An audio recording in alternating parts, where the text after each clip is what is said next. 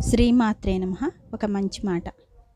మనం స్త్రీలము దైవారాధన చేసేటప్పుడు జొట్టు విరబోసుకొని చేయరాదు, కొసలు ముడి వేసుకోవాలను. మనం ప్రతిరోజు వాకిట్లో ముగ్గు పెట్టుకోవాలను తప్పనిసరిగా.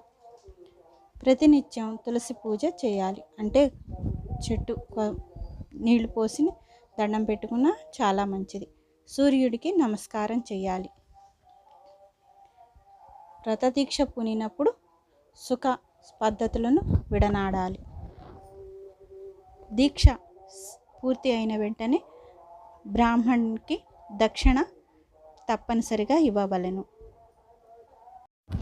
పూజా సమయంలో పూజా సామాగ్రి అంతా ముందుగా సిద్ధంగా ఉంచుకోవాలి. మనం నదిలో స్నానం చేయనప్పుడు ప్రవాహమునకు ఎదురుగా చేయాలి. చెరువులో స్నానం చేయుట వలన మధ్యస్థ ఫలం కలుగును.